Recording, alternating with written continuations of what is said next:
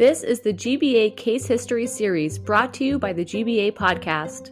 One of the best ways to learn is by reflecting on the mistakes and successes of others. Each episode within this series will showcase one of the many case histories developed by GBA and its member firms. They're a collection of stories that cover many different disciplines within the geo professions, each with a unique message and lesson learned. We hope you enjoy this podcast and encourage you to share the lessons learned with others at your organization. Welcome to the GBA Case History Series, brought to you by the GBA Podcast. My name is Elizabeth Brown, and I'm the Principal Geotechnical Engineer at JLT Consultants. And I'm Abby Corbett, a Project Consultant at SME. Today, we're going to get into Case History 13, and this one really highlights how your technical decisions, communication gaps, and client relationships all kind of intersect. And what's super interesting here is that the technical work wasn't really the biggest problem. It was everything floating around it. Exactly. So like scope, communication, and really how the firm handled the client afterward, it all comes into play. So let's go through it together. Okay. So this project is basically a 10-story office building. And the geotechnical member firm was brought in pretty early, which is normally a good thing, right? Exactly. But because the project was just kind of in a conceptual phase, the architect, who was acting on behalf of the owner at this time, asked the member firm to submit an oral proposal. Okay, so this is interesting. So the member firm actually provided two options. One was a lower cost, like bare bones scope with just 3 borings before preparing recommendations for footings, underfloor drainage system, and the basement wall. Exactly. And the other option was a much more comprehensive scope. It included everything you just said about that first scope. Plus, there were some deeper borings, more lab testing, and like a full settlement analysis. And really, something to bring up is providing the two options, especially this early where the project was just in the conceptual phase. That's not a normal, right? It's kind of common of, hey, you're still figuring things out. Here's some different options to get you going, knowing that more than likely you're going to come back after they have a better plan put in place, to better define your scope. So Exactly. after the proposals, the architect recommended the better scope. And of course, the owner chose the cheaper one. Yeah, it kind of feels very similar to what we've been seeing all the time in these case histories. And knowing that these proposals weren't written down, we don't really know how much the architect sold it. We're just kind of going off of their word that they pushed the owner for it. And let's be real, some owners, no matter what you said anyway, they're just going to value saving those upfront dollars versus mitigating risks later on.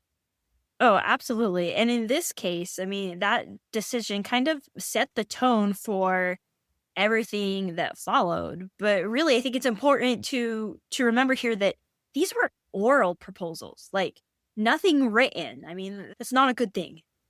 Yeah, and it's not like the member firm was giving that proposal directly to the owner either. Like, there's a go-between with the architect. Right, so who knows what could have been misconstrued. So once they get rolling, the subsurface conditions were actually pretty complex. There's clay, groundwater, and they even found a sand layer in one of those just 3 borings.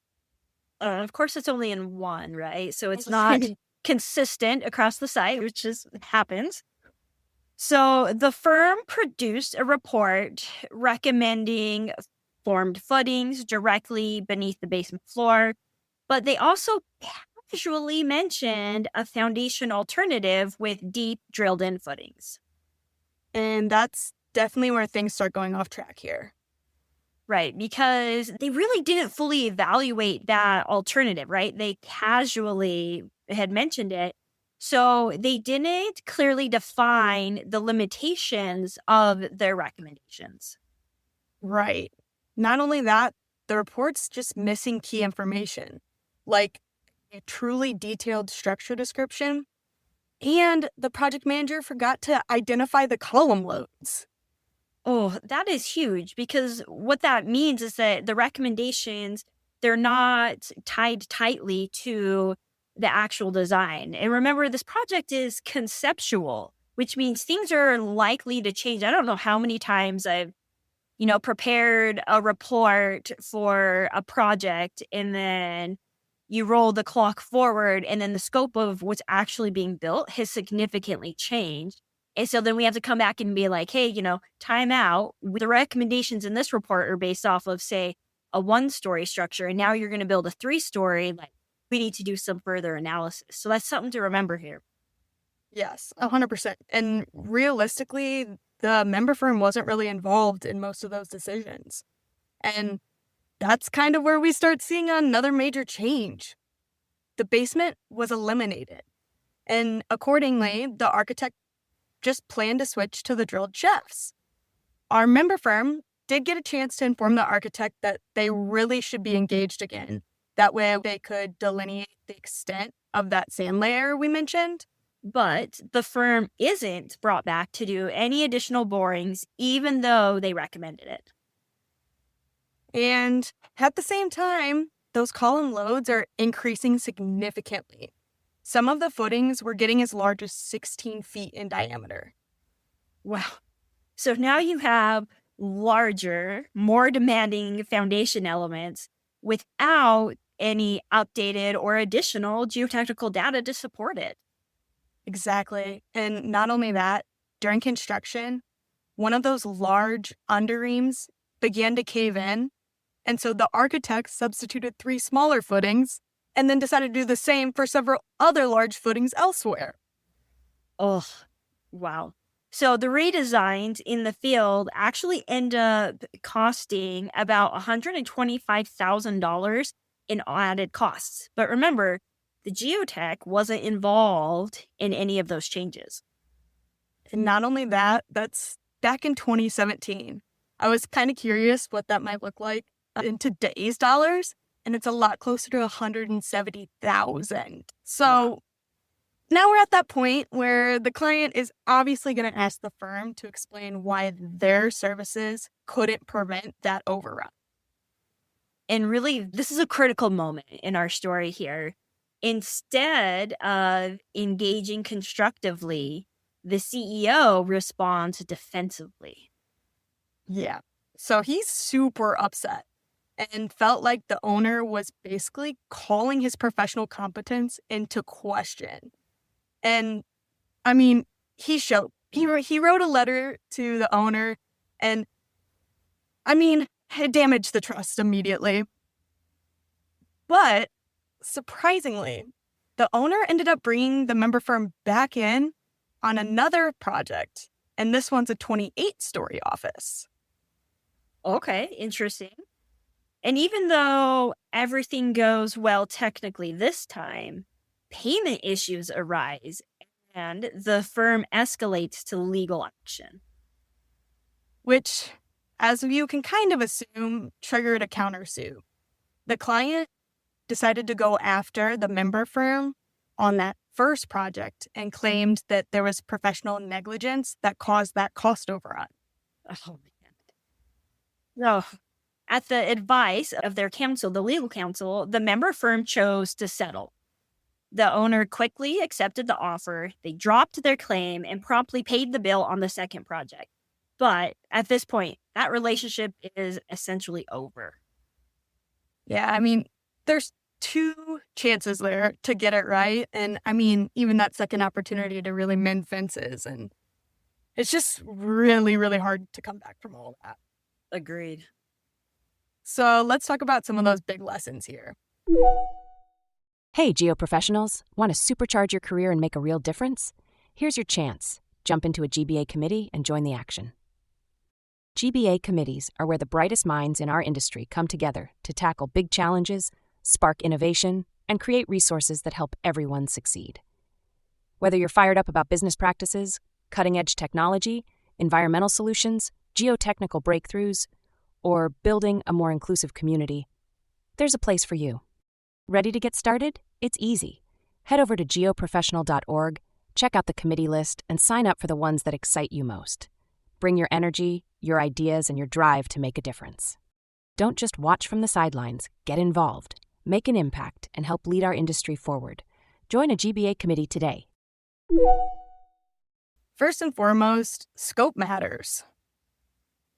Oh, absolutely. If the scope isn't sufficient, the engineer's ability to manage risk is limited from the get-go.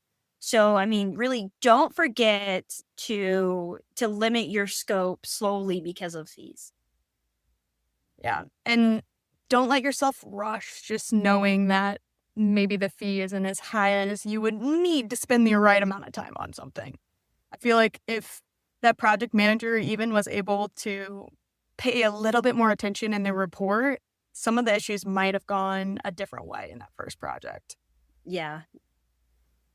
So the second big lesson here, I think, is communication. And it's not just communicating to the architect, our go-between.